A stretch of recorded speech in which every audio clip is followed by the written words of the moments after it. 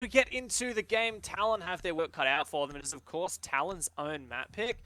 And I really feel like if they can, we always say it, dictate the pace, start all guns blazing against Cyclops, I think that, honestly, if you get in Cyclops' head, if you make them doubt themselves, Talon, run away with it.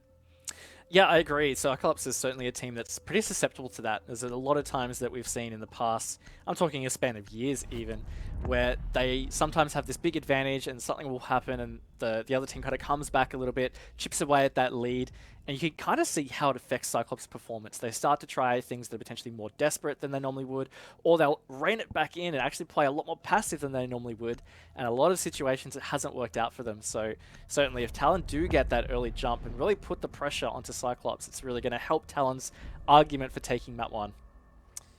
Yeah, and Cyclops are, of course, always, we know them as a really aggressive team. And yes, people who maybe don't watch a lot of APAC would think, well, isn't APAC all aggressive? Well, the reason why APAC's kind of got this name for being aggressive is because the team's like Cyclops, right? Like, that is what they are known for. And like you said, if they get put back into their own shell and they don't play that way, they actually tend to play worse. At least in our observation, our opinion. So they got to stick to their strengths. They really got to dig in. Interesting to see a Maestro ban. Even the Flores ban doesn't feel like we get that much anymore, at least what we're casting in APAC South. But good, I guess, start here for Talon. I like the fact that they're getting rid of the Thinker in particular. I think that is a really strong tool that Cyclops like to use. They're going to have to start this attack without it.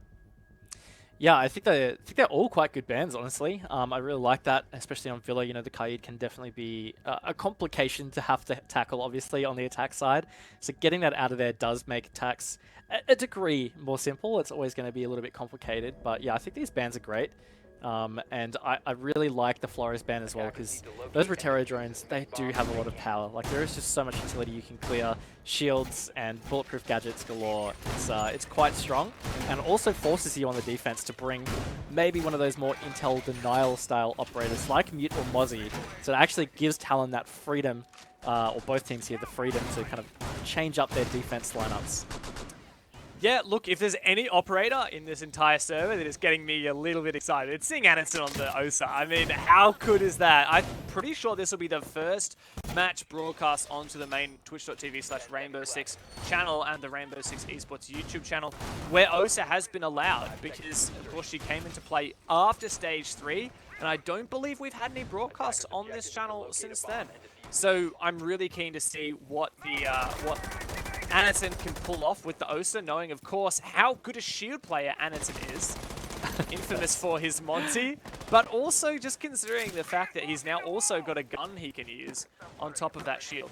Yeah, not going to be able to drop shot pistol hipfire though with the OSA, but yeah, no, look, he can be certainly a dangerous shield player. He's also, I feel like on Cyclops it's always Anaton or maybe sometimes Gatorada. They'll play the new operators early, and they will kind of forge their own path with them. So I'm really excited to see what Anaton has in store for us on the OSA. For now, it looks like Cyclops are looking to take some downstairs control. Perhaps some vertical nades. Gatorada's already in the building with the Nook. Black Ray droning out as well. Coast is clear. Here comes the first vertical nade onto that bar position. Nothing netted as of yet, though. First minute in, and it's just all about that positioning, and I really like that Cyclops has favoured going for this vertical play. Really important to flush out some of those anchor operators on site, get the vertical pressure, and also force them more towards the stairwells. Try and contest there nice and early. Speaking of an early contest, that is Black Ray winning that out on Azzy. It's going to fall down as the Valkyrie, and this is a decent start here from Cyclops. What's the OSA going to do? Anderson marches forward. That shield right before her. Anderson starts to push up. Gatorada can support, and Anderson just puts the shield back in his pocket and takes down Soldier. That is perfect usage of the OSA, and now the shield planted at that classical hallway. What a fantastic start this is for Cyclops. Yeah, fairly clean, honestly. I mean, like, they've lost a bit of HP, but it's been some really good team play to be able to push Talon into this position. Demic and Canos, they've got a lot to deal with here. Still a whole minute to play. Once the attacking team has a lot of control around this site, it really can get claustrophobic and difficult to anchor. So I'm going to look to Talon to try and maybe find an opening, get a little bit of an aggression play happening, and just something to try and give themselves that advantage back. Oh, but of course, Suzu's going to read into it perfectly. Like you said, it was desperation. The Canos and now Demic, the highlight player for Talon, has got a 1v5, and you can just see them marching on forward. He might get 2 kills, but realistically, he's not going to get all 5. And there you have it. The Japanese start strong with some beautiful Osa play. They take the first round. Yeah, I really liked that from Cyclops. It's a great statement. You know, we put a lot of spotlight, I guess, on Talon needing to start well or start strong to put the pressure on Cyclops, but I guess to look at it in the other camp, really important for Cyclops to get that strong start, right? Like, they don't want to back themselves into that corner. They don't want to feel that pressure. You know, shake out the cobwebs. They haven't competed for 2 months, almost 3 months at this point. So to get that first round on the board, you know, it's only 1 round, but it helps. Also, can I just say, this is the first broadcast I've done with all of the new custom appearance options with the operator cards. And I'm loving it. I'm hoping to see a little bit more creativity, because, of course, I'm pretty sure that teams will be allowed to use the elite operator cards. Of course, there are restrictions on what outfits and headgears the pro players can use in-game, obviously, just to make sure nothing unfair or camouflage is being used. But for the operator cards, I think it's fair game. So I'm keen to see some creative combinations with the colors as well. And of course, the battle pass has got some cool backgrounds in there too. Yeah. You can see what my priorities are, obviously, just in looking pretty. Yes, which is surprising, honestly, Dev, because I would have picked you for being the kind of person that's like, all right, red means hard breach gadget, blue means smoke grenades, something like that. That is a good idea, but I just straight up was like, if the operator color is red, I'm going to make the background red. It was the most basic way to think about it possible. Fair call.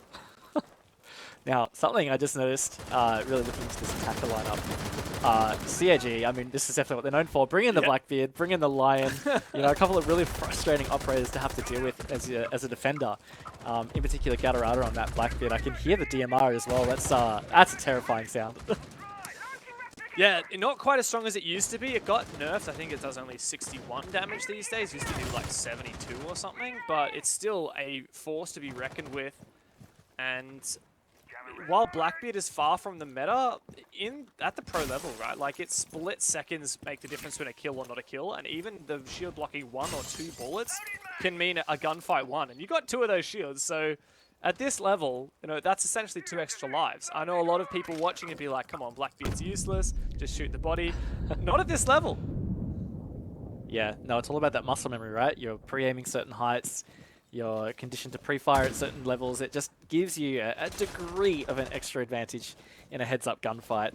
So yeah, curious to see the impact it has. But here we are, Cyclops already entering fairly aggressively here across from the south side, progressing through Office and Aviator, clearing out these roamers, which looks like most of them have defaulted back. I can't quite tell if that outline's in Vault or if it's in 90 Hallway, but either way, potential contest here. But 90 seconds in, this is looking good for Talon at the moment. I think that might be in Vault. There's also a player in Games just on the other side of this reinforced wall, and Anderson is so close to taking him out, but Gatorada actually steals it right from under his nose, and there comes the second. DMR's coming out in full force for CAG. 2 players from Talon dropped, and they are walking around in circles right now. Got a lot of questions to ask. CAG have just made a dominant start to this second round. Yeah, it was looking good for Talon for a little bit there, but no, really great from Cyclops to shut down the roam presence that was happening from Talon. This really is going to make it a bit tougher to hold out this final minute. You know, at least Hetty is still up with the smoke. He's got a bit of time delay that he can kind of employ, but Cyclops just have so much map control. They seem fairly aware of their vulnerable positions on these flanks. So yeah, this is looking pretty good for Cyclops to be able to potentially take the second round. Look at the narrow angle held here by Anderson. And just like last time, we're in a similar position where Talon's like, well, we're a couple numbers down. Surely we've got to make a play. But CAG, they're just waiting. Oh, that spray. The second peak does get it for Azzy. Going in now to Master. Oh, my God. It has gone down the toilet for Cyclops. 1 versus 3 now for Aegator. And I just don't reckon this is going to happen. Hetty's there on the Hetty. And a 3v5 to a 3v nothing. Not bad for Talon. Unreal. I can't believe how well Talon just held that, but total props to them. That was really well played on the back of a really confident swing. I think it was the mute player in particular there in Statue really opened that one up and made it, you know, kind of possible. But bit of a Bit of a blunder there from Cyclops, wouldn't you say, Dev? I don't know, man. Like, how do you not retrade any of those kills? That's the question. Like, you've got a player in Master, you've got a player pushing in from Tails, like from the top of Red Stairs, and there's just not a single trade for any of those kills. Very strange. I don't really know what happened. I don't know whether it was like a lack of focus or a lack of conviction, but yeah, at that point in the round, you've just got to make sure that every pick is retraded. Like, you don't have to necessarily overcomplicate things. Yeah, there's 24 seconds left, but keep it simple, stupid, and you win the round. Yeah, that is true. And look, that's a round gone begging there for Cyclops, but pretty big one for Talon, because not only have they at least equalized the scoreboard and not let Cyclops run away with it, but they turned around a round that they weren't really looking like they were going to win, and that always feels really good. And to do it in the fashion they did, it feels good. Like, it's going to give you some momentum, some motivation, get the team up and about, kind of helps you forget about that first round and try to, you know, build your own momentum from that point. 5 seconds remaining. Guess a little bit of faith has been restored in Talon, but to be fair, like, Cyclops definitely could have played that better. I know it's hard to take anything away from Talon there, but also, you know, I feel like the story of this match is exactly what we were prefacing in the pre-show, which is, will Cyclops be consistent? We know how good they can be. Will they be that good every round, or just every third round, or every second round? And tends to be what makes the difference between a map win or a map lost for them. Yeah, definitely true, honestly. And already we're seeing some variations in their operator lineups. They're changing that around quite a lot, and yeah, all right. Talon just go off on that roam clear, or on the roam, I should say, because not much of them got cleared. And Cyclops, they're reeling right now. Yeah, okay, 50 seconds into the round, and you've got 2 attackers dead. There you go. That's that cheeky Valk cam that made the difference for Talon, that enabled that kill. We need to see these picks traded back, but I'm pretty sure Soldier has actually fallen all the way back and is no longer playing aggressively on this roam. That's really the play here, right, for Talon. They don't need to overextend any longer, but Cyclops will continue to march forward downstairs, getting this control, likely to go for some vertical nades once again. Gonna need quite a few picks to even this up. Yeah, that's the really good thing here for Talon compared to round 1 is, you know, the site does get claustrophobic in the late round if you have lost some of your players. You know, if you're in that man disadvantage, it's a difficult site to hold. But now they have the double man advantage. Cyclops are trying to be more cautious to get this control. They're trying to get vertical, but it's going to be tough. They've only got one player down there to do so. So yeah, Talon just need to sit tight and just cover each other's backs, because this site's going to get very squishy to try and push for Cyclops. Yeah, still here for Talon. It's pretty straightforward, right? Just hold on. Really, they don't need to overcomplicate it. Hold on to your positions. Canos is a fantastic deployable shield. He should win this fight. That said, Anderson, keen. I believe that's with the 417 carbine as well, or rather the 417 DMR as well on the other side. 45 seconds, and I mean, this is going to be a bit of a desperate attempt from these 3 last Japanese players. Yeah, they've got some good entry in the site here through the vault, though. The line of sight as well. They're going to have to all bunch up, and they're going to have to try and do something aggressive. It still definitely favors Talon, but it's possible here for Cyclops. Talon stands up at least here, Dev. 20 seconds to go. Yep, but there's only one player left for Cyclops. Black Ray finds his first. It's a 1v4, and that ain't happening. Talon, a really strong round, honestly, just on the back of those 2 early picks and then not making any mistakes in the mid-round. Golf clap to you. Yeah, it was really good from Talon. It all started from that first minute where they got the double pick as Cyclops tried to clear out that roam that was on the trophy statue side, but it really fell apart super quickly. Credit to Talon to shut down the roam clear. And then also credit to Talon to not overextend. I think you called it out there, Dev, that Talon were in that situation, right, where they didn't need to overextend anymore. They just needed to hold their ground, and they would probably win the site. And that's exactly what they did. They didn't go hunting for any more picks. They just let Cyclops progress at the pace that they did, and it worked out tremendously for them. It's very early game, and I don't want to get worried for Cyclops, but like, I don't know, I'm just getting flashbacks to all the times that our hearts have been broken watching this team. It's insane that they can, on one day of the week, be one of the best teams in the world. And I don't say that with any, there's no cap. No cap whatsoever when I say that. Like, in the Mexico Major, they played phenomenal gameplay. But, you know, another day of the week, they can really struggle against national teams and APAC North level teams. And credit to Talon, like, they made no mistakes. 10 seconds remaining. Can't say the same for Cyclops there. Yeah, look, and I'm going to ignite a beautiful debate that I've seen constantly around Cyclops, and that is, you know, they kind of do have a really unique playstyle, but a lot of people will argue that once you get a read on it, it's not as difficult, if at all difficult, to kind of handle, right? Like, it's still unpredictable, it's still a little bit scary at times, but once you kind of get the feeling of what that's like and how to read into certain things they're trying to do, yeah, some people argue that it's not, you know, a sustainable playstyle. Is certainly a case I've seen before. So you feel like that might be something that's happening here? You know, Talon do play in the same league as them, potentially scrim fairly frequently. Like, maybe they're comfortable with dealing with this. Yeah. Credit to them if they've managed to figure out Cyclops, because so many teams have struggled to do so. Gutterata is inside, though. I'm just loving the destruction that this DMR enables. It's something I hadn't really considered, but a couple of bullets, and then you still have the rest of your magazine to take a fight after breaching the wall. Very much a horizontal push here for CAG, though.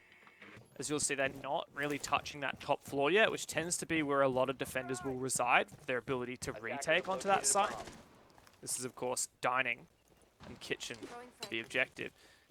Very risky, though, making this play for CAG. Definitely is, because it's going to take a lot of time to really get set in the horizontal position, and if you, I don't know, if you mess up early here, it's going to be very exploitable from Talon with the vertical plays. To your point, though, this is really good from Gutterata. Like, I like a lot of the line of sights that they've been able to open up with that DMR. It does help them kind of cut off some of those rotates back a lot easier.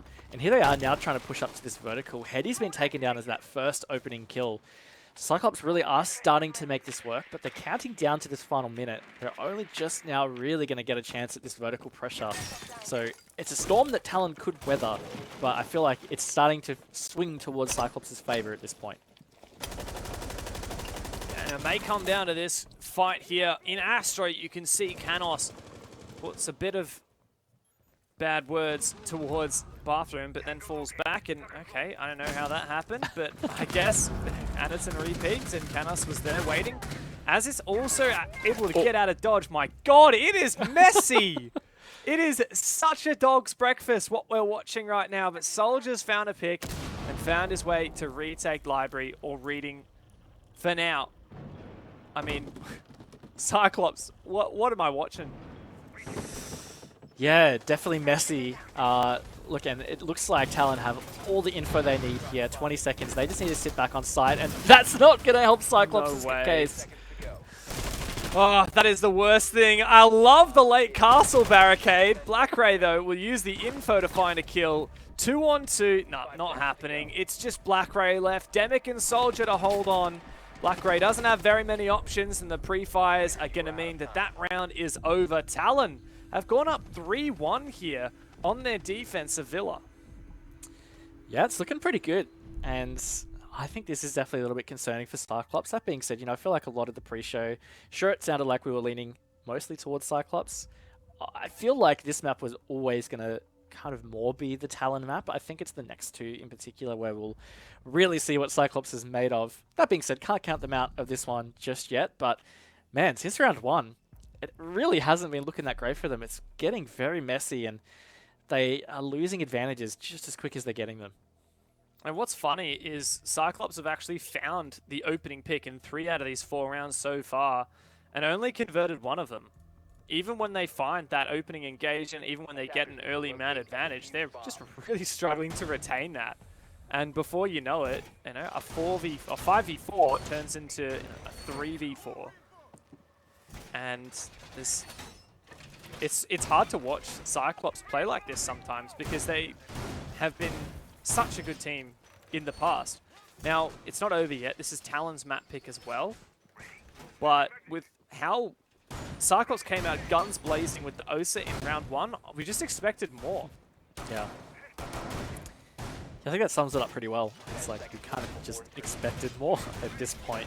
The other thing that I feel like helps kind of argue the point of expecting more is, you know, looking back at APAC North Stage 3, Villa was the third most played map, and it was actually attacker favored. It was 54% in favor of the attacker side, and I can definitely remember so many matches where it felt like we were seeing 4-2 attack halves, and that started to feel a lot more like the norm. But the fact that this is not happening in this situation, you know, there's nothing really in the bans that makes it that much harder for the attack. I think if anything, it should be, I don't like using the term easy, but like simpler at least. I would have thought, especially with Osa in, you know, they played it one round. They currently, Cyclops, have an 100% win rate with Osa in this match. Just saying, 1 out of 1. Now this round may well, you know, crack that stat wide open, but you know, I have faith. I think that Cyclops are a great team to use it. And guess what? Another opening pick. Wait a second. Suze is in the site, but he bites off far more than he can chew. And now that diffuser is just sitting in Astro. And Cyclops have got a couple questions waiting on for the peak. There's Gatorada. This is, again, so strange. This is not your average game of Rainbow Six Siege right here. No, they're just pushing straight to site. They tried to get that early opening, and look, it looks like that maybe they're a little bit close, but credit to Talon, they stunted it, and now you can see there's a lot of Cyclops players that just are all positioned very close and around site, but they weren't able to progress thanks to Talon fighting back here. And Black Ray, he hasn't won that engagement on Demic. That could have been such a big opening, and now again, this is going to be a bit of a time delay. Yeah, and guess what? Demic's actually been allowed to sneak on through. Yaz been down, and Gatorada follows it up with a kill onto Azzy. Now just Soldier yet left with the Org. A decent weapon, a lot of damage, but nice tight angle for Anderson. And guess what? Once again, Osa wins the round. Coincidence? I think not. Well, we definitely didn't see a lot of it, but it's hard to say the actual impact that Osa specifically had. But look, the numbers don't lie, Dev. You're right. 100% win rate with Osa on the board, so maybe that's saying something. Anderson, he just showed it for a second there. Maybe it'll be the 6th pick, but at the end of the day, speaking of the number 6, this is round 6 of the first half here, and Cyclops desperately need to get this round, honestly. I think going into their defense as a 3-3, it kind of helps cancel out that first half almost. And I don't think it's been a great half for them. So if they do manage to steal that 3-3, I think that's a bit of a win for Cyclops. Yeah, look, historically in the last couple months, Cyclops have had a 63% win rate on Villa, specifically on Villa. That is a lot of attack rounds won. That is, in fact, you would average obviously a 4-2 attacking half by that stat. So, yeah, if they end up 2-4, that is that'd be a bit scary. Talon also an attacker side of the team on this map at 65% win rate on their attack. So that means that when we switch sides, Talon are likely to bring the fire, and Cyclops can't rely on those defenses to carry this game through, especially if they're down 2-4 in that second half. They would need to win 5 defenses out of 6 in order to close the game before overtime. So yeah, there's no two ways about it. Cyclops really need to win this round to give themselves the best shot coming into the second half. Yeah, they definitely do. So that's a bit of pressure, and this kind of goes back to something that we spoke about quite a bit at the start of the map and earlier in the pre-show, is Cyclops are just not a team that seem to handle pressure consistently well. I think consistency is the biggest word there. Sometimes they do really great in these situations, and sometimes they just don't. So this is a pretty telling sign. They've got some pressure on them right now to try and hold this map at least within their grasp. For Talon, if they can dig their heels in here, it would be huge. Going back to AVG, it's a site they've won once, but that was on the back of those 2 really early picks from Master, and CAG are not going to push it this time around. Oh, wow, that's a nice Gone 6. Actually managed to take out the Banshee on the stairs. Usually a very difficult piece of utility to clear. So a good start for CAG. So they're about to try and pull the trigger on a bit of a pinch here on the main stairs, and that works so well. Gator gets a double, in fact, Dev. This is a beautiful little push up the brown stairs here from Cyclops, and now Talon on the back foot, and still so much time on the board. 5v3 for Cyclops. They've got their best chance here at going for the even half, but Bomb located we've by seen them attackers. lose these before. We've seen it slip through their fingers. Talon, they're going to be looking for an opportunity to even this up, but Cyclops not likely to give it to them. Fantastic shield from the Osa Anderson on that balcony with such a powerful angle to hold on to Study. Really, this just looks so bread and butter for CAG. This looks so strong.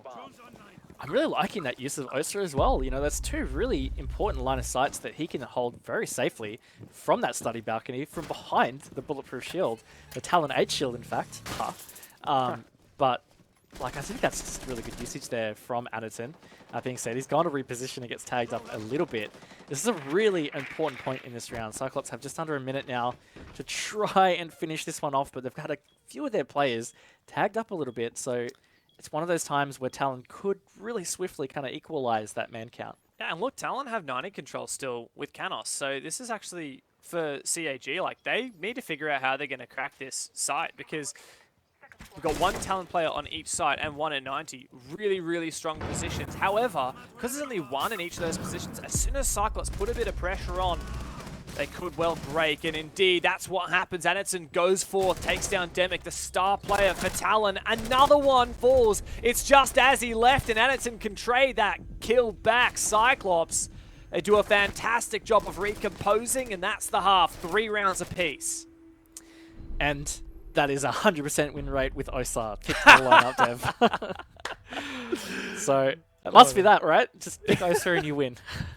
This is like when Cyclops had like an 80% win rate with Ying, and then they would try and play Ying and they would lose, and it was because they got Ying banned against them so much that the few times it wasn't banned and they played it, they just happened to win with it. For a while, they had like a 60% win rate with Montaigne as well, but yeah, I mean, they are that team that will, I mean, I don't like to use the word because I don't think it actually applies here, but for lack of a better term, crutch. They like to crutch an operator, right? Yeah. And credit to them. If you're a team that can do that and really just like specialize in something, go for it, mate. Speaking of, we actually didn't see Montaigne or Ying from them, their entire attack half. Mate, old news. It's all Osa now. They've moved past it. Yeah, I like that. Look, it ended up being a saved half, I would say, from Cyclops. Not the greatest, but it certainly could have been worse. It really felt like Talon were about to run away with it. They got 3 rounds in a row from round 2 through to round 5. But no, look, Cyclops really dug deep. I think that was a really important, like, micro win for them in this match. They can reset coming into the second half. They're on the defense. And look, I'm very excited to see what Talon can provide for us on these attacks. Oh, it definitely feels like that momentum has shifted as well, right? Like, we saw the opening round from Cyclops, Talon replied with 3, and now 2 in a row from CAG to catch up. They have that momentum. They've also bring the mirror, which is not something we saw from Talon. Often banned, not always picked on this map. Not a staple, but can be very powerful, just vulnerable to the vertical play. So if Talon can take down stairs, which it looks like they're going to do, they should be able to dismantle these mirrors and expose some of these positions that Cyclops are playing on site.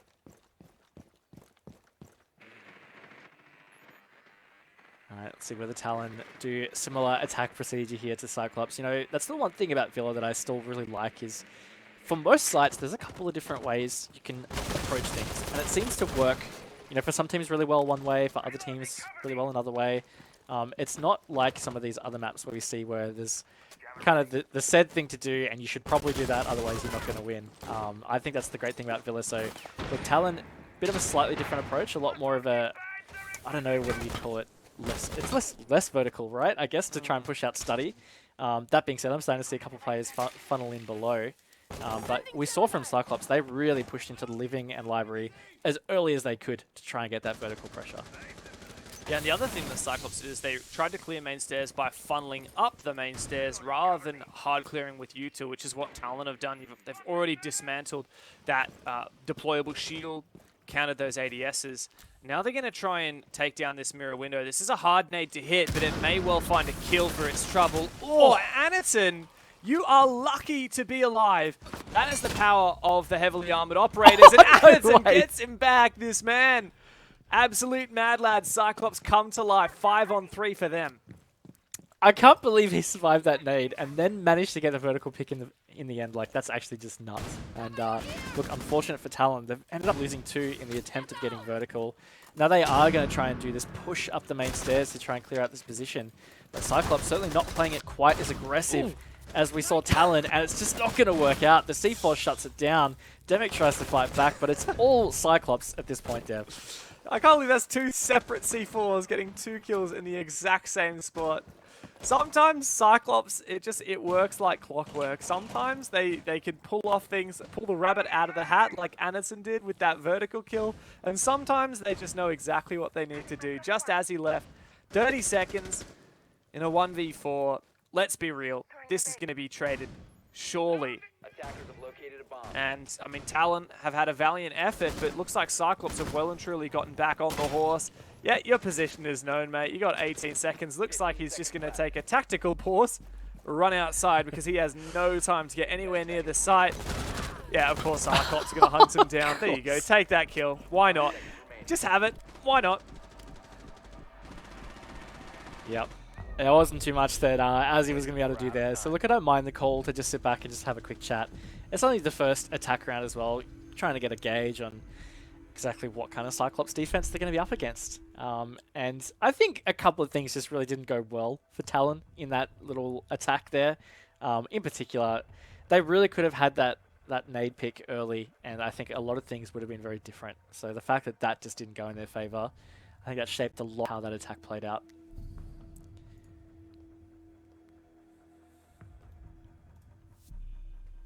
Loving all of the, I think this is the Snow Brawl backgrounds that we're seeing on the Nomad, Mute, and Zephyr. Just saying. Love that. All of you players with your grayscale backgrounds, your default settings, shame on you. Show me some spice. I want to see it. What if it means something? Maybe it does. What, like that they're color coding their operators based on what utility they have? Is that what you're saying? Yeah, like what if the grey means something, Dev? Nah. No, not good enough. I prefer attractive backgrounds. My favorite are the Battle Pass ones. They're so good. Like, have you seen the Mozzie background? Like all the lithographs and all that? Yeah. The Osa one is sick as. It's like some kind of moon. So good. Yeah, I did see that one. They are pretty good. The Battle Pass ones in particular, yeah, some of those are really... I can't think of the right word. It sounds like we're getting paid to plug this. We are not. Just to clarify, like we are not being forced to plug the Battle Pass. So just this is sincere enthusiasm. Yeah. And my last plug of the Battle Pass actually is, I tell you what, the Kavira uniform and headgear, it's like tiers 98 and 100, is actually so good. So massive incentive to finish it. Yeah. The 100%. Kavira one. That's like the green kind of jumpsuit thing? Yeah, it's all like, it's like normal clothes, I guess, right? Like she's a little bit less dressed up, but it just less looks terrifying. great. Yeah, I guess so. Oh, what's Blackray looking for here? Very cheeky down in Art Studio. Doesn't seem to have been droned yet either. Soldier with the drone at the top of the main stairs trying to go for a map clear, of course. This is dining downstairs. So Cyclops have actually opted to skip what would normally be done in this scenario, which is go over the trophy instead. And instead they're going dining. Talon are looking for something though. Very close to making a play on the site is Canos. Yeah, I think he was looking for some kind of opening. Oh, he's tagged on the run from Pottery there. Nice little pot shot from Blackray. Gatorada has managed to find that opening onto Azzy as well. Hopefully those air jabs have been deployed, because otherwise those flanks are going to need to be watched more carefully. And this is look, this is looking pretty good for Cyclops so far. Talon certainly a little stalled out in this attack, and that is not going to help either.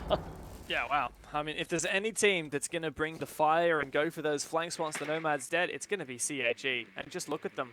Another 5v3. I think this is the 4th 5v3 we've had in this game so far. Neither team has managed to trade back a single opening kill all game long. And it looks like Cyclops are getting much, much better at digging their heels in once they do have that advantage. Certainly does. Still a bit of time on the board though. So look, Talon might be able to pull this one out. They certainly put out a 3v5 on their defense. So maybe that's something here, but they just look a little unsure, a little lost. And I think that's certainly a situation that Cyclops in particular is going to thrive in. Another flank watch drone set now. You can see the lack of that Nomad is forcing these drones to be used for flanks, and there's not a lot of drones left for Talon. He's actually double droned that flank.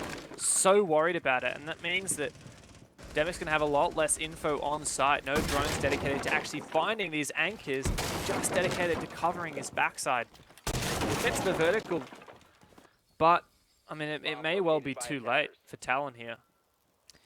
Certainly feels like it. A lot of waiting. Again, they're trying to get that vertical play. Oh, Catalyst has found an opening. It's traded. There's a trade, but 2v4, 20 seconds left, Dev. It's certainly going to be a tough finale to this attack for Talon. Big ask for Demic and Hetty, and Hetty's the one going to be on the entry. Needs to go big. Not happening. Demic upstairs. Falls into the exact same trap. Suzu gobbles them both up. Cyclops have just won 4 rounds in a row and are 1 round from taking match point. What Roni nerf? What are you talking about? Suzu C. Can't believe that they only have 16 bullets now. I know. It's still a machine. It still shreds. It is. Yeah, no, Suzu C did a great job just holding down that laundry doorway. But Cyclops in general, look, they did a really good job with just dealing with that Talon attack. I think something that was a bit worrying from the get-go, his Talon just looked a little slow is the way I would describe it. I mean, they were trying to be thorough for sure. Like, they were getting their drone set up, but you pointed it out. Like, they were clearing study across or setting up from study for a dining kitchen attack. Like, you have to be time efficient if you are taking the entire map to attack that site. Like, you have to be moving, man. And they just weren't early, and allowed Cyclops to really reposition in a vertical way to contest that. You saw a C4 from below, all kinds of things. You know, Cyclops just were able to set up to counter what Talon were trying to do before they could even do it. And we're seeing Cyclops really feeling the momentum. And now they've gone to Living Library, an unlikely site choice. Not super common. We see it occasionally. It kind of goes in and out of favor with very specific teams. I personally am not aware whether it's one of Cyclops' preferred sites, but I'm loving that we're seeing it. I'm also loving that we're seeing the Oryx. Can I just say, it is like the Oryx renaissance right now. He is coming into the meta in a big way. He has a fantastic weapon in the T5 SMG. The 1.5 times scope on it, honestly, that combination is one of the deadliest on defense, in my opinion.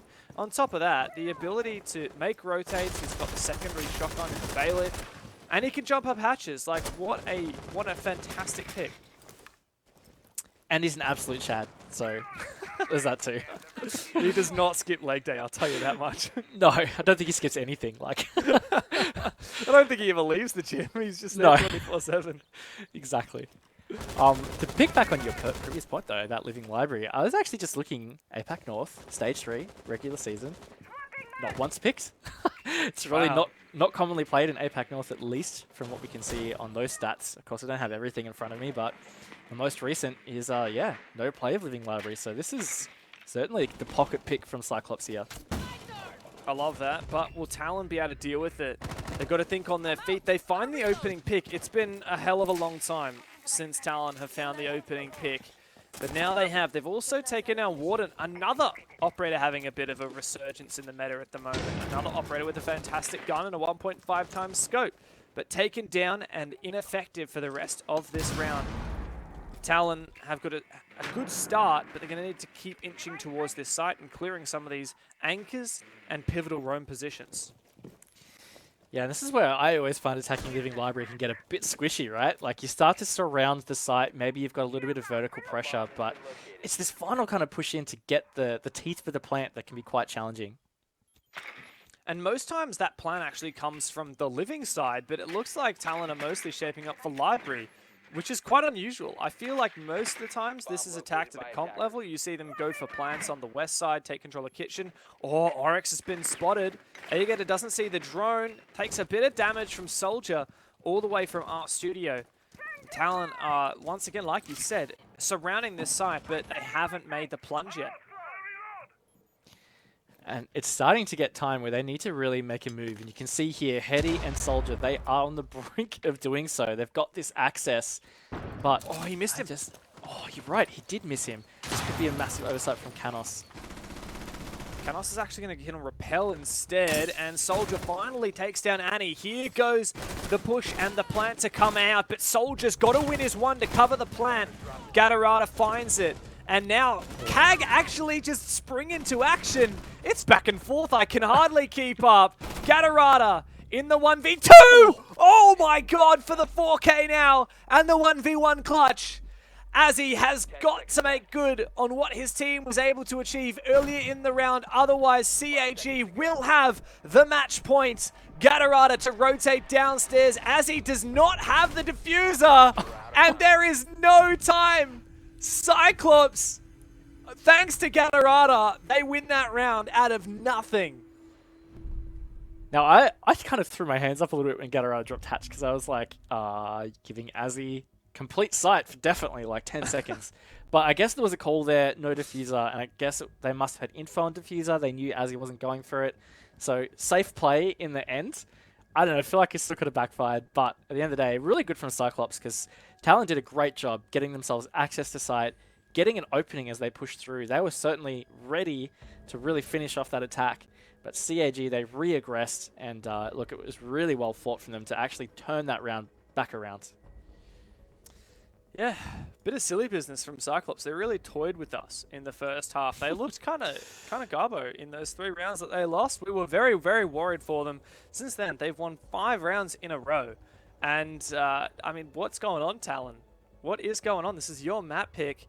And should this next round go to Cyclops, I get the feeling this should be a swift series. I feel like it will be. Look, if Cyclops do get this first map, I feel like it's going to be fairly quick. Don't want to write off Talon too early.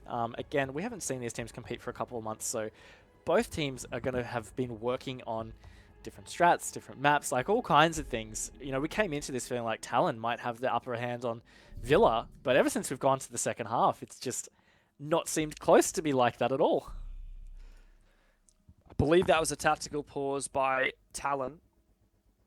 Oh, and the 6th pick onto the Echo for Anaton.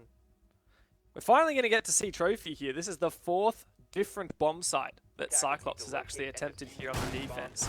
And, you know, I see no reason why they shouldn't take this round. Yes, I want to give credit to Talon and their merit, but let's be honest here.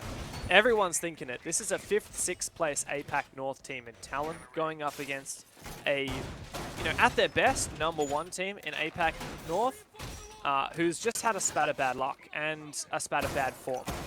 And they don't seem to be affected by that poor form at the moment. And because of that, they're just going to roll past Talon. I mean, this could have very easily been a 7-1. 10 seconds remaining. It's very true. It definitely felt like it might have tracked to that at one stage, 5 but seconds to go. I've been fairly impressed with the turnaround we saw from Cyclops. We were certainly concerned. I think it was when it was 3-1. We were both kind of like, oh, like, this is what we've seen from Cyclops before, a little bit inconsistent, but no, in the defense, they've really turned some consistency, and it's been looking pretty good, and I'm just worried for Talon now. They seem like they've had a lot of difficulty, you know, flipping this momentum back around to their favor. Well, there are no more second chances, at least not on Villa. And of course, considering that Villa is their map pick, and didn't you say that when it goes to map 3 Clubhouse, you actually favor Cyclops? So, like, really, this is such an important round and map for Talon. Yeah, that is what I predicted. You know, I felt like it was going to be the 2-1 for Cyclops. I felt pretty confident, at least at the start of this map, that Talon could probably take it, especially based on the statistics and what we've seen from Talon in particular recently. But no, like, again, credit to Cyclops, the way that they've turned this map around. It was 1-3 at one stage in favor of Talon, and now it's 6-3. Like, that's actually a very decent effort here from Cyclops. Oh, all right. Gatorada's been injured. I think the second nade tried to follow through, but was unsuccessful. Droned out now, and someone's going to try and res, but it looks like Demic's going to get on there. Demic could actually find a pick. Oh, no way! No. Suzu managed to bait Demic into the pick, even though Demic had some kind of a notion that that was going to be the play for Cyclops. They still get away with it. Attackers have located a bomb. Yeah, that's pretty unfortunate. And look, didn't see whether it was Demic's nades that were used or not in that kind of play, but there might have been some frag grenades now unused. But if anything, that's the main vertical player that is now off the board. Of course, Soldier here does have some breach charges. There's always backups, but it's definitely easier with the sledge. And a minute to go. They don't have a lot of time to waste here. Talon need to get moving if they want to save this map. Not sure what's going on here with these defenders upstairs, but Talon... Oh no, Oh, no. Suzu hid behind the desk and finds the double. Canos now on a 1 versus 4. And Talon looked to have a pretty strong push, but it fell apart when they didn't check behind the desk, and Suzu punished them for that. A very tight angle held by the defense, and well, Canos, this is a big ask for him. A nade to try and make it work, but Suzu's hungry for another one. He gets it, and that is Cyclops taking map number 1.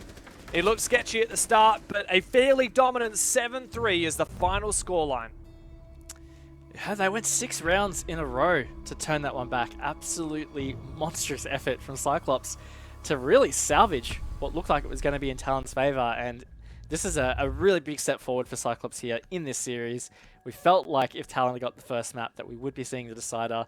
Talon have not, so this definitely could be the 2-0 that Cyclops will of course be wanting. Yeah, and just like that, we have Cyclops on, well, 1 map away from moving upwards into the upper bracket final. Of course, this is double elim, so it's not like Talon will throw their hands up in the air and say, well, that's it, we're done. It's best of 3 and it's double elim, so they still have a really good shot of going the distance. But yeah, even if losing this map, they will be able to go through the lower bracket. I can't help but think, though, as Cyclops move onto their own map pick of Coastline, they should be right at home. They should be, but look, I've seen Cyclops have some difficult Coastline games before, so maybe it could be again. I don't know. Cyclops is certainly the other team. Like we talked about, it's hard to predict against them sometimes, but they're an absolutely heartbreaking team to watch on many occasions. Like they can throw leads like the best of them. I don't know. I think it's gonna be an interesting one. But yeah, my gut feeling is that Cyclops should have this series in the bag at this point.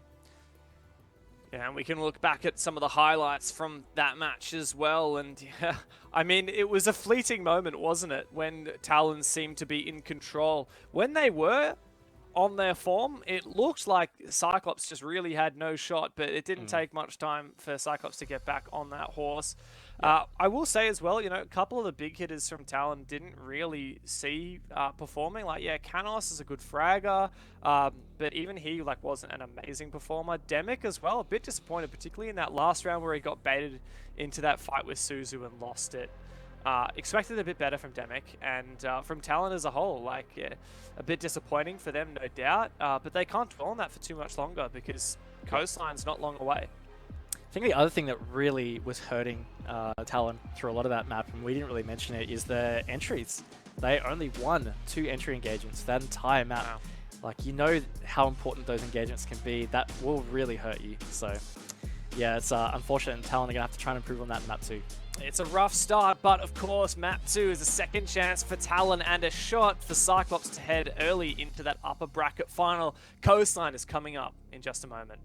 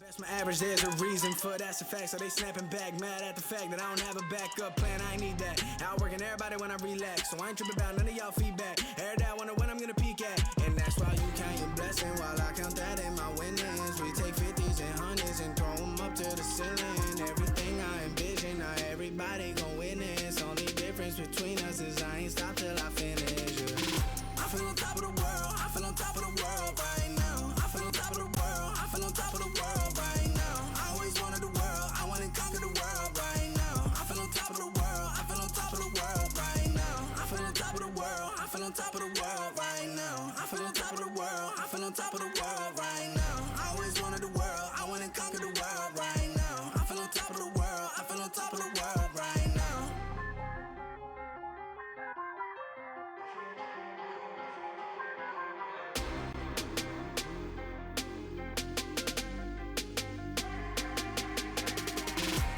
Shots in the man with the plot and we only go bombs away.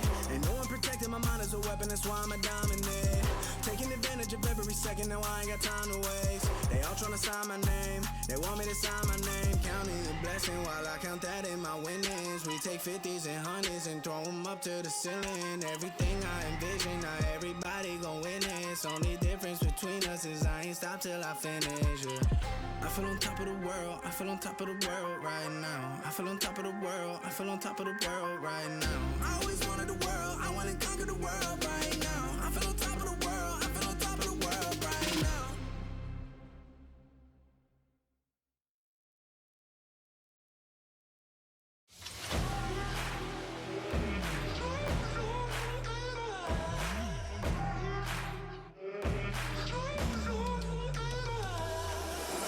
Myself in the mirror not so long ago, and I told me, do you know?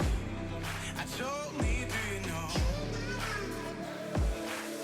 All alone in your head, but you don't have to pretend that you will make a change, 'cause you don't wanna change. I'm gonna be real honest this time. I'm okay with it, I am more than fine. I'm gonna roll all less red dice now. Tell me I won't get out.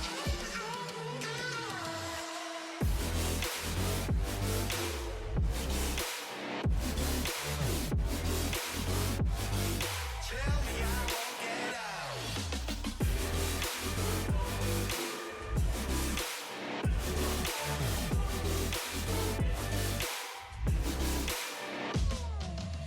I wanna walk the sky alone among the stars without forgetting who I was or have to look back that far. And I don't want to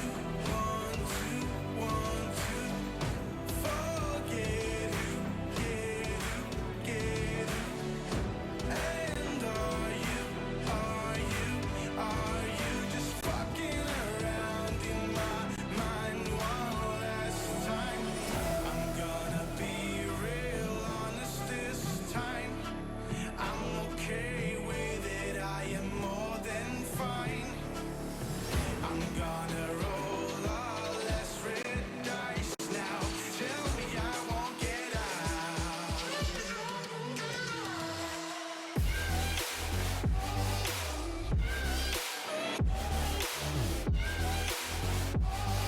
Tell me I won't get out. Tell me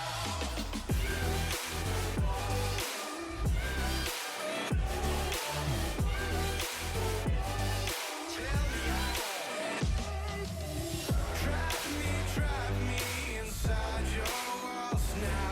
Tell me I won't get out. Tell me I won't get out. Crush me with all that you are now. Tell me I won't get out. So tell me I won't get out.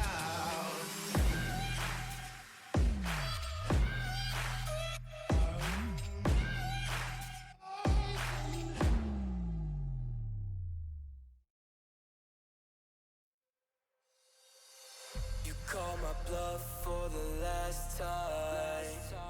This ain't a song, it's a battle cry. No life, I see the clue between the strobe lights. Well, welcome back. It is time for map number 2. Coastline is next up on the docket between Talon and Cyclops, our two APAC North teams here in the APAC closed qualifier for Six Invitational 2022. One of these teams could well be going to Canada in about a month's time, but they've got a bit of work ahead of them first. And Cyclops have a head start winning map 1. It's looking a little bit grim for Talon. Now, we don't want to get ahead of ourselves, but I feel like we are anyway. Yeah, look, it's always hard not to, but I feel like Cyclops, they just did such a great job at swinging map 1 around back into their favor, even if they struggle a little bit coming into map 2 or on Coastline. I don't know, I feel like Cyclops are just kind of up and firing at this point. Maybe they just needed, you know, those first 4 rounds to warm up a little bit, and then they're like, all right, boys, like, let's just close it out. Because they basically did. Once they were down 1-3, didn't lose a round. They're just like, all right, 6-0, let's win. And that is kind of our expectation coming to this game, that Cyclops will be the favoured team. They've been such a strong team for a very long time, even if they've had their pitfalls and their struggles. I'm pretty sure Talon has never beaten Cyclops in a BO1 or a BO3 before. I know that in stage 2 and 3 of APAC North, Cyclops won their games, albeit one of them was a close 8-6 on Clubhouse. Rob, our desk host, did actually say he would check that stat for me, and I'm going to throw him under the bus and say he did not check that stat for me. Maybe he'll come back by the end of the series with it. But there you go. Like, I'm pretty sure that like Cyclops, in everyone's mind, would be the favorite team in this series, and they're just proving that when it comes to game day. They are, and look, I'm really glad to see that that is happening, because we've referenced it quite a bit. You know, they have had some consistency issues in the past. Sometimes under-deliver, sometimes just absolutely go hard, and it's amazing to watch. So it's good to see this Cyclops showing up. Of course, that was just the first map though, so really excited to see what they have for us on Coastline. Really starting to feel like it's going to be a Cyclops win. They're going to take this 2-0. We don't have a whole lot of recent history of Cyclops on Coastline, but just with the way they were playing on Villa, I feel like Coastline's going to be pretty good for them. Now, Talon do have a decent recent history on Coastline. Most recently, actually, they beat Guts 7-5 on it in the Open Qualifiers. Or was it Open Qualifiers? Yes, it was. Yeah. But I don't know. I think it's really hard to look past Cyclops at this point. It is. If we do look at it, like, statistically, Talon are better on this map, which is strange to think, right? Cyclops picked it. The last 2 times Cyclops have played it, in fact, the most recent time they played, they lost it to Guts Gaming. Time before that, they beat Sengoku Gaming, which is a Japan national team. But Talon, you know, last time they played Guts, they beat them 7-5. Time before that, they beat a team called Recon Esports, a Korean Open team, 7-2. And then the last time they played before that, they actually beat the old Sandbox roster back in July, 7-4. So Talon are undefeated on this map, but they have not played it very much. Cyclops are not undefeated this map. They've also not played it very much. And we don't know how these guys go on Coastline and scrims. Benefit of the doubt says Cyclops should be favored here regardless. Yes, I feel like that is a pretty accurate assessment. And now these bans, look, I think they're pretty decent for Coastline. A little surprised with Dockerby probably identifying a crutch operator there. Can be quite annoying to deal with. So yeah, sure, take it out. But the rest I feel like is a pretty good deal here. Lion certainly got a lot of picks on Villa, so get that out of there. Miro, very common ban. And then Malusi, you know, those Banshees are still a little bit frustrating to handle. Of course, they have been nerfed a little bit, but you know, it's still a bit annoying. And if you're trying to get some swift attacks or trying to push in particular to a certain part of the map, a Banshee's in your way, yeah, it's just easier for it not to be there in the first place, right? Yeah, for sure. I'm a little confused. So Cyclops banned the Dockerby and Malusi, right? I know, it's weird to see them banning the Dockerby. I know it's something that they have used to really strong effect in the past, but, you know, is what it is. I guess Talon have some strengths on the Dockerby as well. That does, I guess, put together, like, on the attacking side, it's no hard breaches, no, like, gadget denial. It's just all these, like, roam clearing ops that have been banned out. And I wonder if it's going to make it hard for Cyclops to roam, which is what their strengths are, right? Like, you've got Gatorada on the Vigil, you've got Black Ray on the Oryx, 2 really strong roaming operators, you know, harnessed by 2 very strong roaming players. And so if Talon can, rather if Cyclops can really flourish on that roam, Talon won't have the Lion or the Dockerby to deal with them. It could make this a very, very difficult attack for the Koreans. I think that's a good point. And, you know, like, Cyclops are a fairly elusive roaming team at the best of times. So, yeah, I think taking away some of those tools could be challenging for sure. But, look, we'll see what Talon have in store on attacks for Coastline. Certainly, you know, Coastline has always kind of leaned more towards the attacker favoredness. But that being said, we were saying the same about Villa, and Talon didn't win a single attack on Villa. Yeah, I mean, this is when we get all the stats, we spend all this time with the spreadsheet, and then we throw it out the window because it doesn't matter. When it gets into the server, whatever team wins, and sometimes you cannot predict that. Also, like, we know statistically what happens in the games that have passed, but we don't know what have happened in practice sessions that these teams have had. And like we said, there are very few recent matches from either of these teams on this map. And so scrims is really what these teams will be going off to judge their own and each other's performances, and we don't have access to those scrims. That we don't. It's always hard to value what a scrim kind of means, though, right? Because teams can scrim for very different purposes constantly. It doesn't always match up. So, yeah, no, it's an interesting time, and this is actually always the exciting thing about the first couple of months of the year. I find in particular, the teams get a break over Christmas, which is pretty foreign for teams in general. Teams don't really get much of a break, so to have a break can be very revitalizing, and I think it's worked pretty well for Cyclops so far. It's a good opening. Soldier has at least traded back. Now, something that was highlighted on Villa is we didn't see a lot of refrags or trades, so this is already a bit more of a successful start in that regard. Yeah, that said, Cyclops didn't let that slide and managed to get the numbers back on their side. 4v3 now, and Talon are struggling to locate and eliminate the rest of these roamers. Soldier here with the Twitch drone can try and search for them. Twitch drone been buffed with the ability to jump, and now the laser instead of the taser is such a nice quality of life change. So nice to be able to play Twitch and jump that drone. But CAG have actually fallen back for the most part. Blackbeard still on the roam downstairs. Talon need to figure out what their play is. What attack will they go for? We're stalled out here, 50 seconds to go. Cyclops just not giving them anything either, and I think that's a pretty big key thing here, is Cyclops certainly are a team that will sometimes tease you a little bit, right? I'll just show you a little bit and see if you want to bite, but not in this instance, and it has meant that Talon have just really set up a round site, trying to find at least one more pick, even out that man count, so they can hit the go on this execute. But it's just not happening, and that's the thing about attack.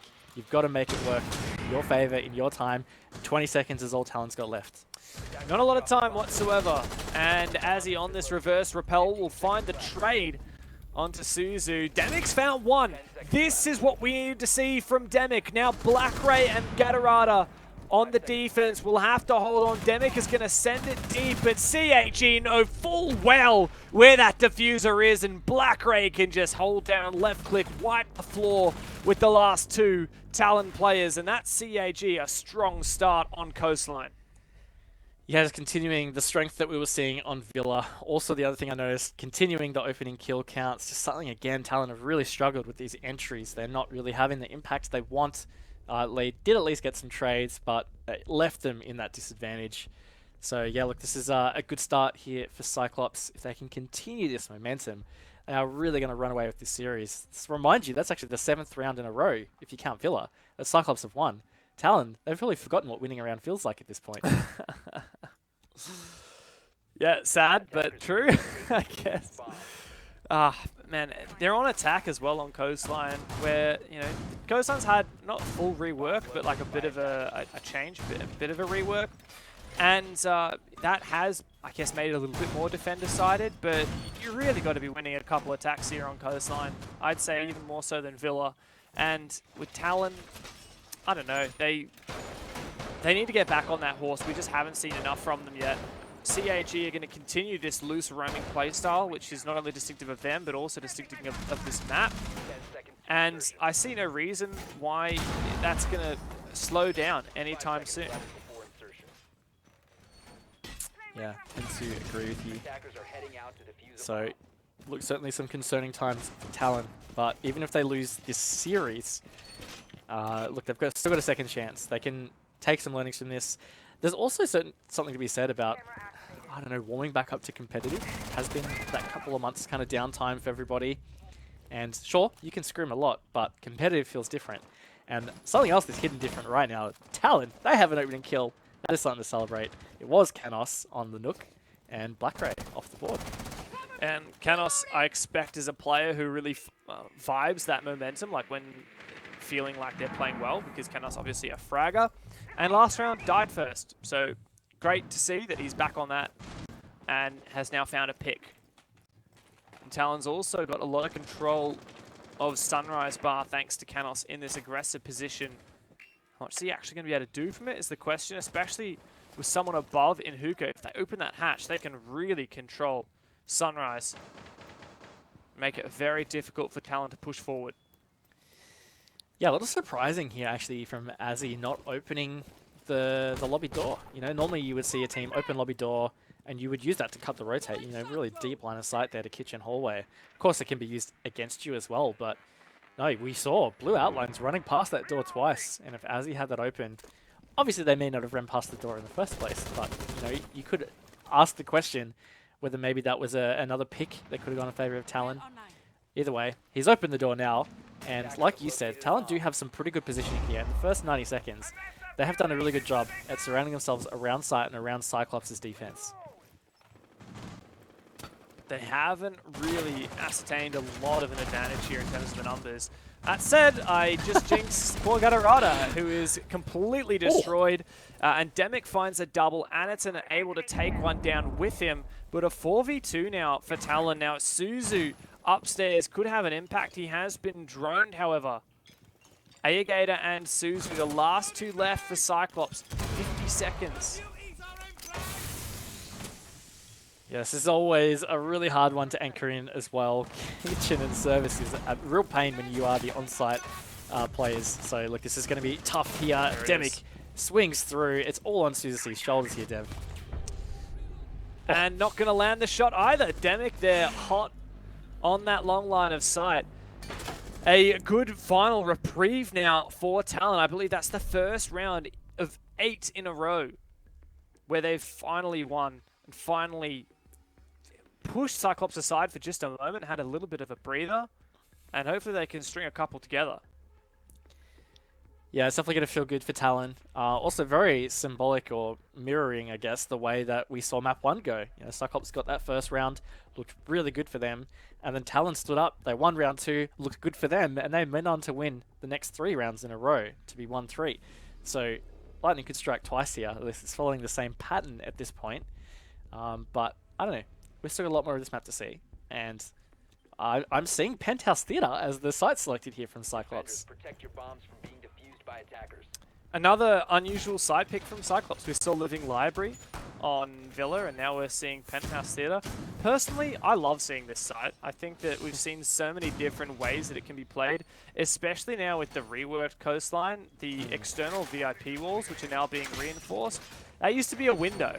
And when it's a window, you can't really do that much, right? Maybe you put a castle barricade over it, but I mean, there's no way that's not getting breached. Whereas here, when it's a reinforced wall, you can really invest into protecting it with, for example, the Kaid that Black Ray's got. And it makes it so difficult for attackers to actually control VIP. VIP used to be almost a given, right? Like, you're always going to control it between the door in Hall of Fame and the window on VIP. Yeah, attackers are going to get control of that. No longer. And so these defenses can really extend into VIP and take advantage. Definitely does make it a little bit more comfy, so to speak. So yeah, I really like this site since the rework, and we don't see a lot of it still. I think that's just a carryover. It often is what happens when sites get reworked, and that was not how Talon wanted that to go. Anaton has absolutely shunted their push there, or their little plan, in that first 30 seconds, and that's unfortunately another opening engagement gone begging for Talon. Yeah, and also another rough start for poor Canos, who's now been the opening death 2 out of 3 rounds. I really like this from Hetty. This is a fantastic way to play. Oh my god, Black Ray nearly loses his life. Tried to get an aggressive play onto the Maverick prone there. But, I mean, this is just so good from Talon. The fact that they bypassed all of the Kaid's utility, the fact that they got that wall open so swiftly and without any trial or tribulation, credit to them. That is huge. Also, another really good strategical point here is playing that castle. They've castled the only window that now looks into that VIP hallway. And they've got players really playing around that retreat position. So I really like it from Cyclops. They can give up VIP comfortably enough. And even as Talon push through, they're going to have that pressure still to worry about from the hallway. I know that's easier enough to kind of shut out, but regardless, it can still be felt. So I think the strat here is pretty cool from Cyclops. There's that rotate in through to the site as well. It's really going to be interesting how Talon decide to approach this, because it's not going to be just as simple as kind of taking sight. They're going to have to be worried about that retake.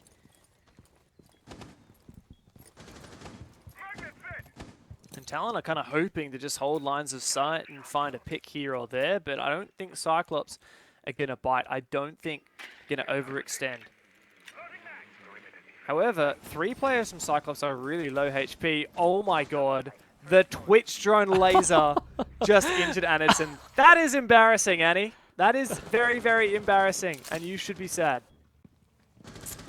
Yeah, might just be a little bit sad about that. And 40 seconds to go. This is looking decent for Talon. Like, they've got a lot of good positioning around sight here, but Susie Z hits a beamer onto Hetty. 30 seconds in now. Talon have got to try and get this attack finalized here. Kid isn't even in the hands of somebody, Dev. Attackers recovered the diffuser. Time ticking though, and Soldier still hasn't forced that plant down. 2v4. Things are getting very, very sketchy for Talon. So difficult to find a place that's safe to hold on to. Demic has to go large, but not going to find a thing. The Soldier is not long for this world either. Is that hipfire? Please tell me that was some hipfire BM. No, it wasn't, but Cyclops, nonetheless, they get it done. Another strong round from them. It was, and look, again, I don't want to talk about it. That strat was cool. Like, I really liked that. I liked that it was not so much about, you know, hard-holding VIP until you die or pull back and just give it up. I mean, to a degree, it was about giving it up, but for Cyclops, it was always about stalling Talon out of taking that map control, but always playing free around the hallway. They continued to have that control of billiards and 90, and it just meant for Talon, getting VIP was just one small step of being able to make that comfortable. Even though they had bathroom and kind of VIP kind of towards the end, they never got anywhere. So look, great job from Cyclops here. Locate and defuse bombs. Back to Hookah now as it is unlocked. My question is, like, will Cyclops go back to Kitchen if they win this round, or should they try out Blue Bar Sunrise? I feel like you keep moving, you know, don't go back to Kitchen. Bomb located by attacker. Try out Sunrise. We've already seen Cyclops on map 1, tried all 4 bomb sites on the map of Villa and actually successfully defended all of them. I wouldn't be surprised to see Cyclops have the same breadth of strategy on this map as well. Yeah, I tend to agree. I'm a big fan of never really going for repeats. You know, it would be about rotating back to it, but I think, especially on a map like Coastline, you know, most of these sites are fairly well developed at this stage, and as we were saying before, you know, Penthouse Theatre certainly has kind of come more into its own since the rework. So yeah, keep them guessing. I think that is certainly something that Cyclops would probably do. I think very important for them to win this one though, because this was their lost defense. No, 1 defense in round 1. Oh, it was kitchen service. Oh, what am I talking about? It's alright, mate. Just slap me now, Dev.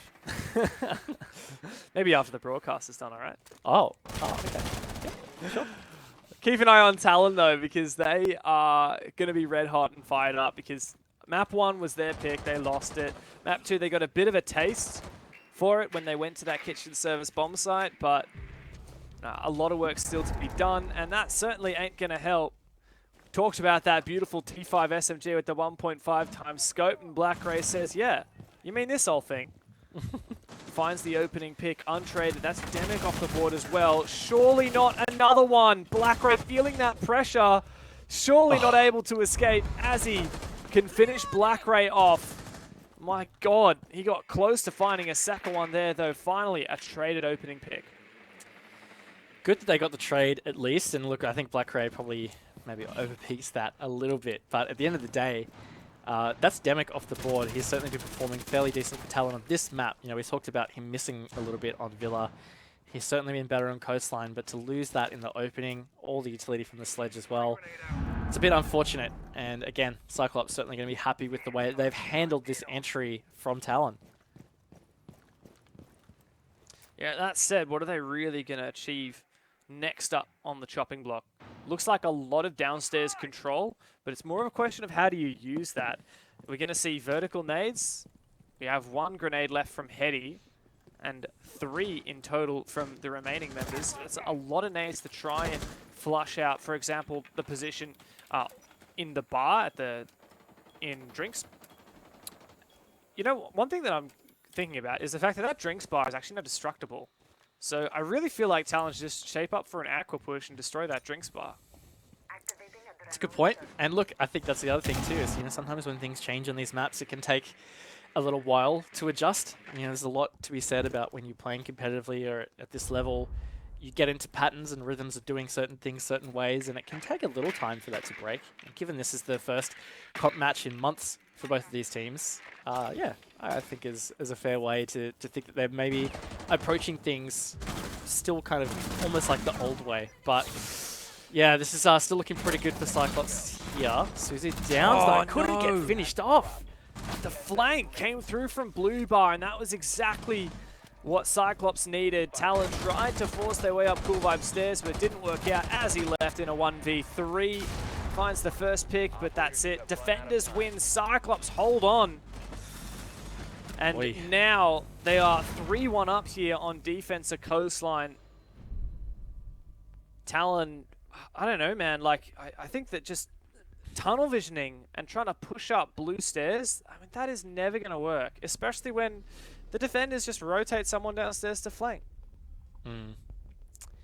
And, you know, Cyclops are a team that's going to do that to you. Like, Yeah, there is no shot. They will always do that. And that just, yeah, really fell apart so quickly for Talon.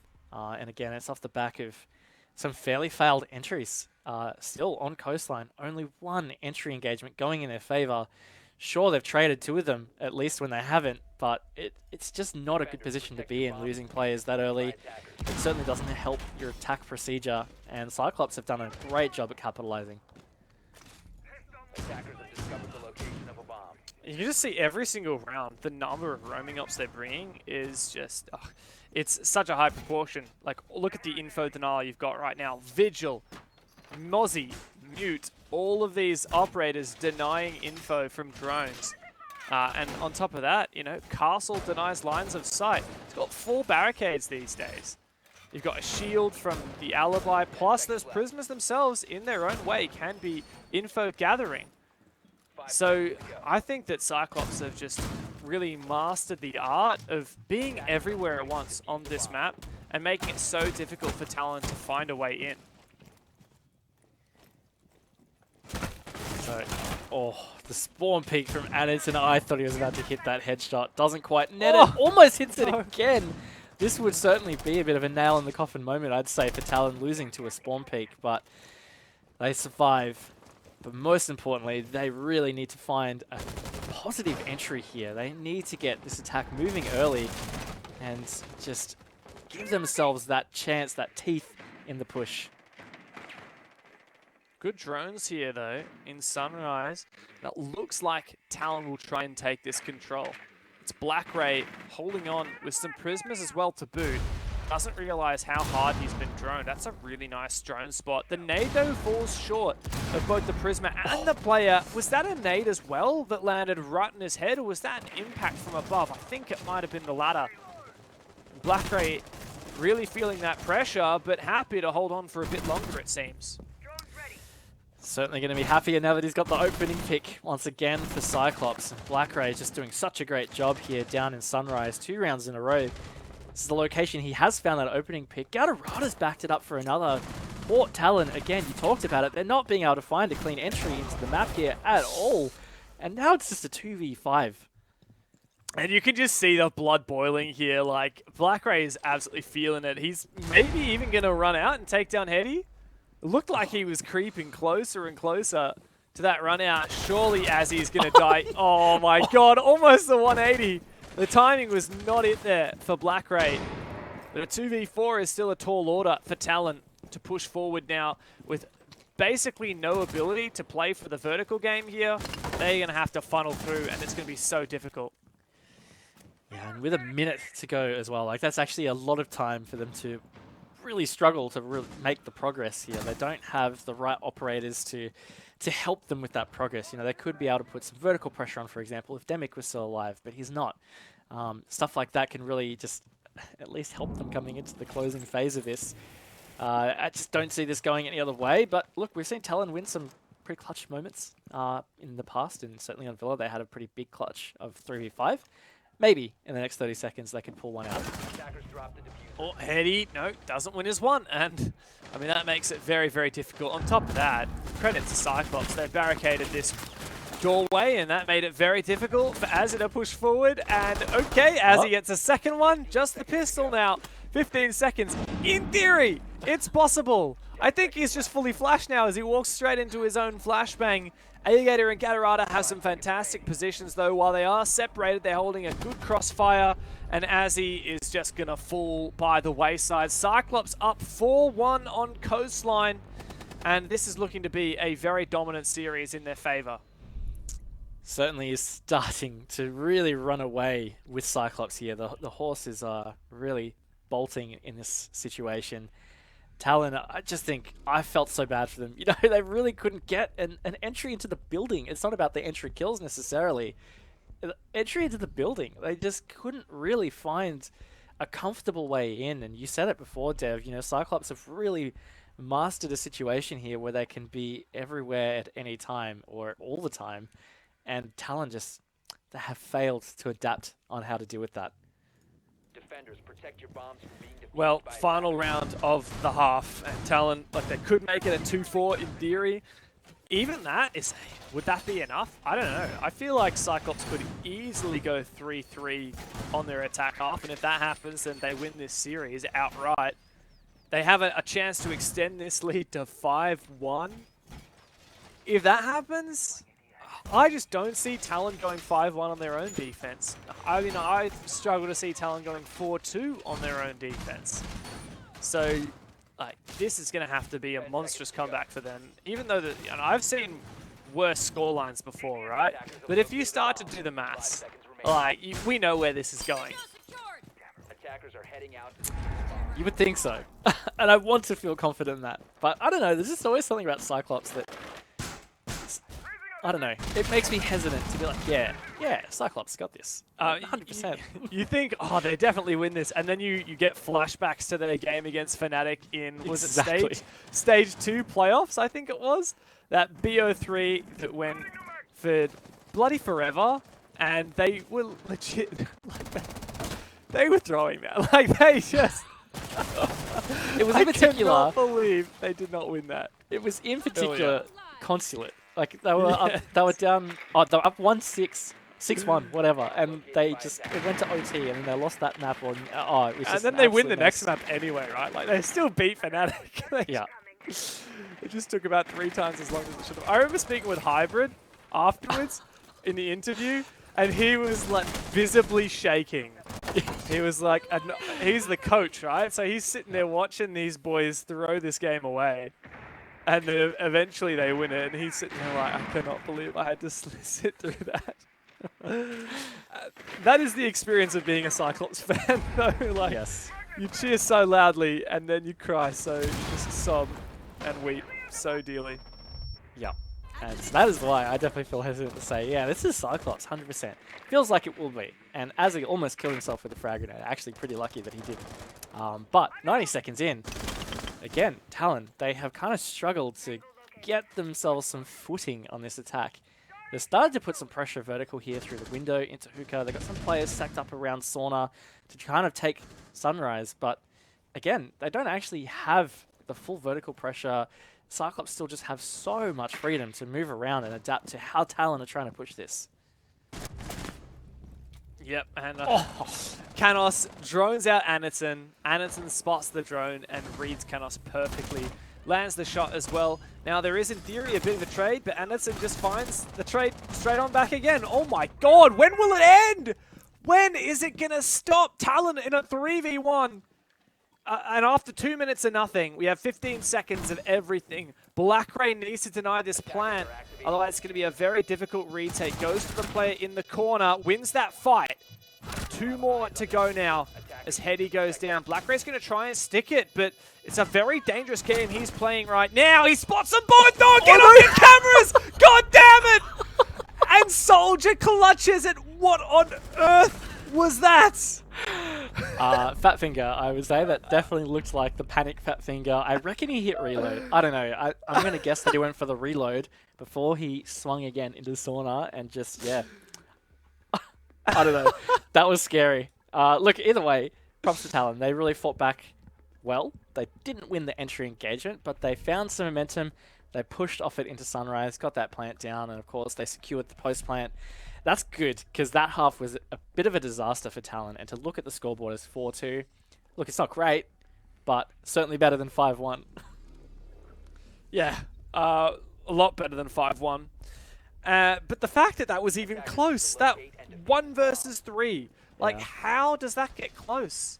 You've got the player on site. Surely you just stick 2 players on, well, 1 on the door and 1 at the window of Sauna, and you call it a day. That's a crossfire that he's not getting through, but man, that's nuts. The fact that it's even slightly possible. Located a bomb.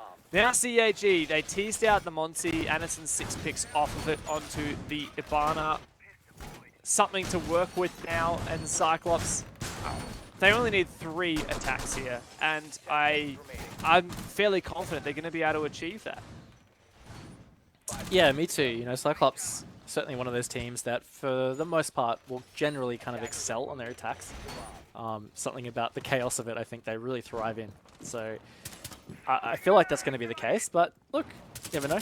There's certainly some kind of positive note for Talon to have ended the half on, so maybe it's enough to turn their tides here, maybe enough to kick them back in the gear, you know, get that motor spluttering a bit, oh my gosh, and just get them back into the game, because 2 rounds, 4-4, you know, it's solely comeback position.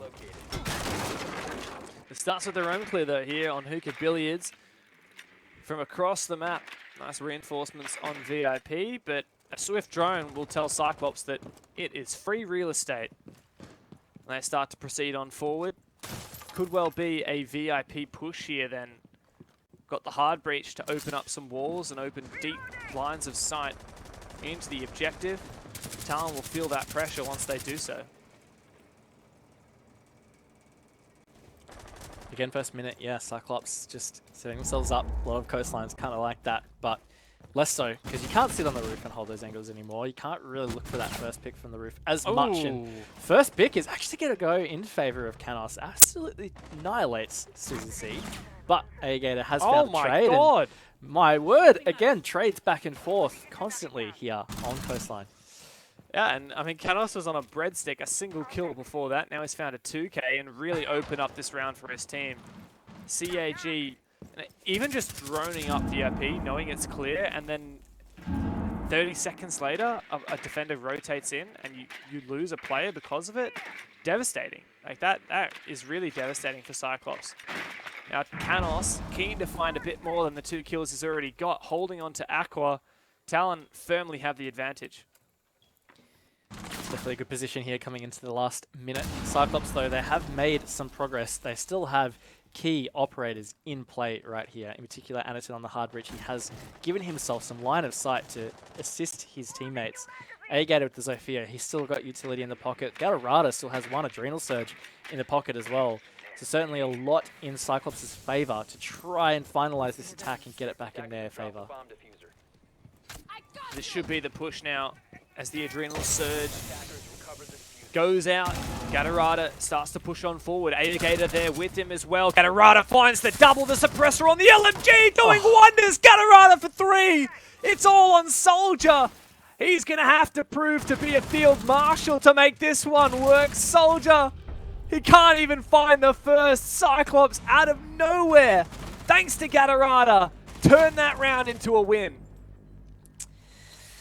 Oh boy, that one's got a sting for Talon. That was certainly, I'm not going to say all theirs, but look, it looked like it was coming up Talon, but Cyclops just did a great job. And again, you know, I talked about the operators that were still in play for Cyclops were the ones they really needed to turn that. The Adrenal Surge kind of signaled that push, and Gatorada with that LMG. Suppressed, of course, because Cyclops thinks. But yeah, look, it was a really good finish to that attack, and Talon are going to be reeling after that one. I believe this is a tactical pause for Talon. And look, they probably need it. This game is slipping away. 4-2 doesn't look that big of a difference. 5-2 is when it starts to get pretty scary. Like, Cyclops are 1 round off of match point. And I think they're going to get it, honestly. I I don't think that Talon are going to be able to hold on for that much longer. It's not a question of if, it's a question of when and how long.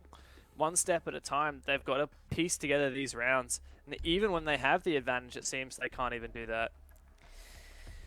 Yeah, tend to agree. Look, it just feels like no matter how well Talon feel like they're doing in these rounds, Cyclops just find ways to turn it around, and that, it hurts. Like, you're constantly up against that as the team that's behind, and when another team constantly switches those situations around, I don't know, like it can be really tough to overcome. So, like, I think the timeout call is really great here from Talon, but like you said, Cyclops are on 5 now. Like, this is a really do-or-die situation for Talon. And even just looking at the way that the team lineup is composed for Talon compared to that of Cyclops on their own defense, like, we're not seeing the Mozzie, we're not seeing the Vigil, we're seeing a much less aggressive lineup for Talon.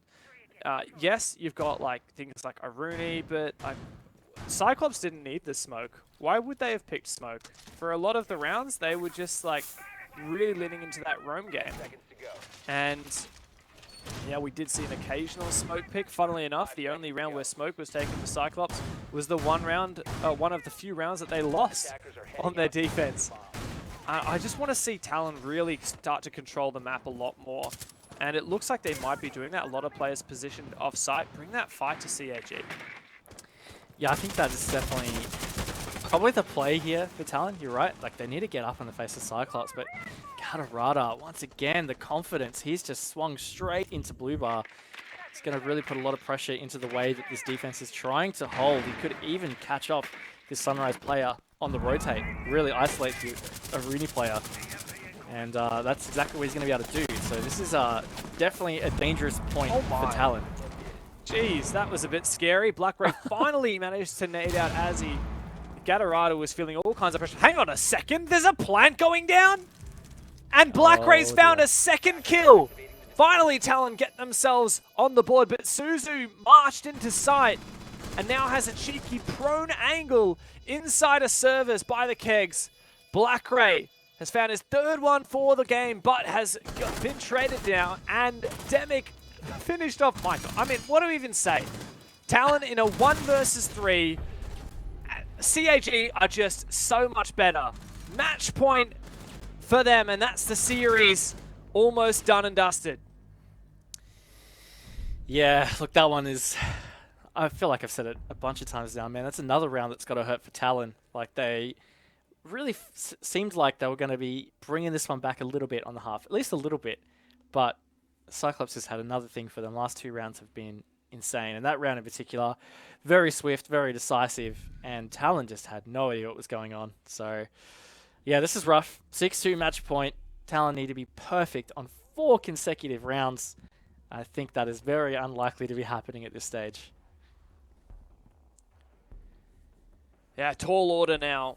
A long track forwards. Soldier showing the fantastic appearance on the skin that I was trying to call out earlier, but I don't think that's going to save him, mate. Like, long way down. I mean, at this point, like, I'm wondering how Talon will even place in the tournament overall. You know, they will have a second chance if they lose this round or this match. Come that loser bracket or that lower bracket, they'll be playing the loser of IG versus Dials, which is our next game. But I mean, even there, I don't know whether Talon would have what it takes to win out that one. And on the flip side, Cyclops, like, how much can we take out of this game and say that they're really in strong form? It's a good point. I've been trying to think about that now. I've been starting to think a little bit forward for Cyclops, and like, I think they seem like they're in decent form. And then I start to think about their other opponents, you know, IG, Divals. I really feel like IG in particular is probably going to be their biggest challenge in this bracket. So, look, I feel like Cyclops has certainly got themselves in a decent spot here. Like, this has been a fairly good showing. Talon have certainly given them a couple of rounds that have been challenging, and Cyclops have handled those fairly well. It looks pretty bright as rain, though, for Cyclops now, marching on forward. A little bit more pressure on this side of the map compared to last time. Canos tanks a bullet. Gatorada tanks the gate and marches forward. really under pressure now is in Port Aruni. And look at Cyclops, they're just sending it sight. They don't give a damn. They're pushing on forward. They've got the flank watch as well, and they have full sight control. This is the end of the line for Talon. Cyclops are showing the strength of Japan here in the opening match of this close qualifier. Soldier desperate with a C4, but it finds nothing. He's going to have to do a hell of a lot more work now. Canos has already found one, but CAG hold firm. Canos is a fantastic player, but against 4, trying to retake, this is not going to happen. CAG might feed him one by one, but that is it. Cyclops! A fantastic performance and a dominant series, 7-2 on Coastline. And they will march forward into the upper bracket final. Yeah, really good performance in the end from Cyclops. Unfortunate for Talon, just felt like they let it slip. In particular on Villa, I really feel like was their opportunity. But at the end of the day, Cyclops flexed some muscles in this series, in particular on Coastline. Really felt like that was Cyclops demonstrating what they're capable of. Those last couple of rounds in particular, just absolutely fantastic from Cyclops.